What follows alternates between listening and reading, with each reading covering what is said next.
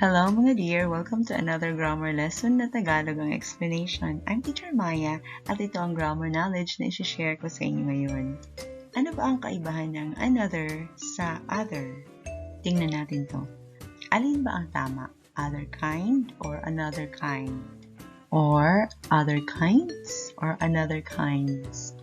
Ito ang tama. Another plus singular noun.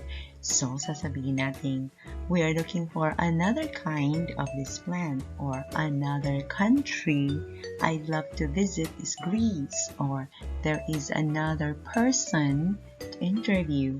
Another kind, another country, another person, singular ang noun. So, hindi tama ang another kinds, another countries, or another persons, or another people. Pero kung other ang gagamitin natin, plural noun ang kapartner niya. So, hindi pwede ang other kind, other country, or other person. Dapat, other kinds, other countries, other people. Pero pwede rin siyang sundan ng uncountable noun na mukhang mga singular pronoun dahil wala silang plural form, gaya ng information, music, or time.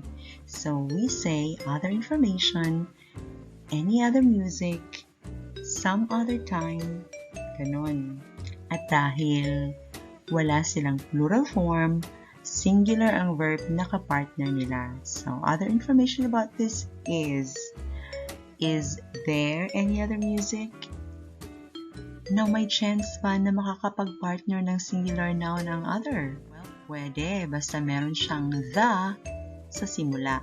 At ang ibig sabihin niya ay ang pangalawa sa dalawa. So, merong dalawang bagay, may nauna na sinabi at tinutukoy mo ngayon ang pangalawa. Gagamitin mo ng the other. Tingnan natin ang examples. Sabi ni A, yun ba ang girlfriend ni John, yung naka-red? Sabi ni B, no, hindi yun. The other girl, yung naka-white. So, may dalawang girl, yung naka-red at naka-white. Na-mention una yung naka-red, so yung pangalawa, yun ang the other girl, yung naka-white. Ang pangalawa sa dalawa. Dalawang bagay, dalawang tao, basta dalawa. Sa another example, merong dalawang network, ang Wi-Fi Chirba at ang Wi-Fi Charot. Hindi makakonect si A sa unang Wi-Fi, so sabi ni B, may isa pa dyan. Yung pangalawa is the other network, ang Wi-Fi Charot. Now, take note na itong the ay pwede siyang palitan ng ibang determiners na possessive pronouns kaya ng my, his, her, their, our. So, halimbawa, my other phone is not working, so I'm using the old one now. My other phone, yung isa ko pang phone. Ito naman sabi ni A, di ba lumabas si John dyan? Ba't nandyan pa yung car niya? Sabi ni B, he is using his other car. Oh, sana all dalawa ang sasakyan. Si other naman, kahit may the, pwede pa rin naman siyang sundan ng plural noun.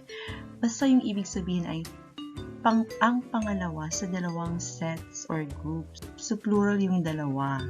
Group of designs. Halimbawa ito, group of designs. May simple designs at not simple designs. So, these designs are too simple. Sabi ni A. Sabi naman ni B, the other designs are not. Yung ibang grupo ng designs.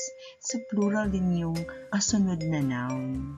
At yun ang grammar knowledge na gusto kong ibahagi sa inyo ngayon. Kung may na-learn kayo at nagustuhan nyo naman ang video nito, please share nyo na rin sa iba para may ma-learn na rin sila at paki-like na rin po, subscribe or follow para updated kayo sa mga videos na ibabahagi ko in the future. Maraming salamat. Have an amazing day!